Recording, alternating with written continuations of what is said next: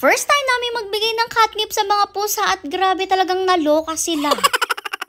Naabutan ko na nga si Mother ngayon na nag-unbox nitong bagong dating niyang parcel. Lumipat pa nga siya dito sa kabila at sakto andito rin nga pala si Achichi. Basta kasi ganitong tanghaling tapat ay nandyan na yan sa harap ng gate at nagsasabi nga ng pagpasok. Syempre pinapapasok naman natin siya para nga kahit papano ay hindi siya mainitan. Balalaman nga pala ng parcel ni Mother na to ay para sa mga pusa natin at first time natin tong itatryan nga ay ang catnip. Ito namang isang toy 100% organic catnip at non-addictive rin siya. Kumbaga parang pampakalma lang talaga to sa mga pusa at alam nyo naman marami na talaga mga fur babies ang nakaka-experience ng ganitong catnip. Pero kami nga sa tagal-tagal na nating may mga pusa ngayon pa lang talaga tayo makakapag-try nito. Actually ako familiar talaga ako sa catnip noon at ilang beses ko na siya nakikita sa mga shops at sa mga videos. Pero never kong naisip na ipatry nga ito sa mga pusa natin. Ngayon lang talaga na binanggit siya ni Kuya Jomar nyo kay Mother. Kahit nga si Mother first time makarinig at makakita ng catnip na hindi rin talaga niya alam na ganun pala yung nagiging effect sa mga pusa. Hindi pa nga siya agad nag-agree nung una, tinanong niya muna sa akin kung harmless daw ba yun, pero harmless naman talaga siya. Actually, meron pa nga siyang benefits para sa mga cats, kaya naman yung iba talaga nagbibigay. Anyways, bilang paghahanda nga sa pagbibigay sa kanila ng kanilang first ever catnips, ayan nilagyan nga ni Mother ng mga box or karton yung pinakaapa nila para nga hindi mahulog yung catnip na yan. Bago nga niya tuyo yung mabigay, ay pinaamoy niya muna yan dito kay Ming at actually si Ming halos wala naman siyang reaction talaga. Inamoy-amoy niya lang ng konti pero hindi nga niya nilapitan man lang. Sakto naman si Musang yung nakapwesto dito sa ibabaw nung magbudbud si Mother ng konting catnip. Noong una, syempre inamoy-amoy niya kasi hindi pa talaga siya familiar tapos bigla na nga lang niyang nilafang iya. Safe to eat lang rin naman itong catnip na to at ayan for dalafang rin talaga siya dyan. Nung umakyat naman si Ming, naku talagang inamoy lang niya ng konti at hindi na niya pinansin. Alam niyo ba dapat talaga itong catnip na to ay para kay Ming at para makatulong sa kanya na kumalma siya. Kasi nga most of the time itong si Ming nagwawala at inaaway yung buntot niya at hindi talaga namin magets kung bakit. Actually, pinacheck na rin namin sa vet at binigyan rin nga siya ng ilang mga gamot-gamot para dyan. Anyways, balik tayo kay Musa. Ngayon maya-maya pa hinigaan na talaga niya yung catnip niya na yan. Which is normal naman. Ganyan talaga mostly yung ginagawa ng mga pusa sa catnips nila. Kaya naman habang busy si Musang dyan pagbabad sa catnips niya, ay naghanda na rin si Mother dito sa kabilang cage. Gusto rin nga kasi ipatry niya dito sa dalawa pa nating rescues na nasa kabilang cage at pinaghiwalay niya rin nga pala yung dalawa kasi minsan talaga nag-aaway sila. Kaso ewan ko ba hindi rin nila pinansin at nag-continue na lang sila sa mga pinaggagawa nila habang itong si Musang feel ko talagang na-addict na.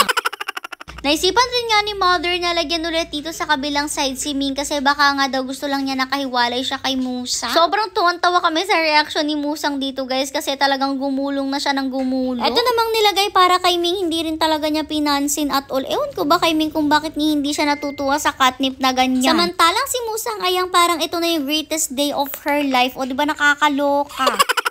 Andito pa rin nga pala sina Perseus at hindi pa namin sila nakukuha kaya naman sabi ni Mother ay i-try din nga sa dalawa. Very instant naman ang reaction ni Perseus, talagang nagustuhan niya agad yan habang si Midnight naman na nasa taas ay hindi niya nagustuhan. Si Perseus naman iba yung atake niya, hindi na niya kinain-kain, talagang diretso higa na siya at dyan na siya umaura-aura. Pero sabi ko nga picky eater rin kasi talaga itong si Perseus kaya siguro kahit bet na bet niya ang amoy ay hindi niya nilafang yan imbes hiniga na lang ng hinigan hanggang sa magkandalaglag na nga. Ito na rin nga pala ang magiging last day ni na Perseus dito kay na Mother kasi habang andito nga kami ngayon ay kukunin na rin namin silang dalawa. Actually, hindi nga lang silang dalawa kasi pati si Blue at si Oreo ay kukunin na rin namin soon. Alam niyo naman, nagstay nga lang sila dito for a few days dahil tayo ngayon nagbantay sa ating pack members habang wala si na Mother at habang nasa Mindoro sila. Anyway, si Musa nga hindi pa rin niya tinitigilan ng catnips niya at talagang todo lafang pa rin siya at todo gulong pa rin dyan. Maya-maya pa ito na nga mga naging itsura nila. Ayan si Perseus, tingnan nyo, feel ko lumaylay yung eyes niya. Pero in fairness naman, kalmado na rin siya at dyan na rin nga siya humiga sa catnip niya. Si Musang naman, ewan ko, parang normal pa rin pero parang mas lumaki yung mata niya. Etong dalawa naman, wala talaga silang pake at all. Feel ko hindi nila talaga alam kung anong gagawin dyan sa catnip na yan at yung isa tingnan nyo, napasarap na nga yung tulog dyan. Habang itong isa, bising-bising nga paglalaro since nakakita nga siya dyan ng pinaka-plastic na hinila niya at ayan, meron na nga siyang toy.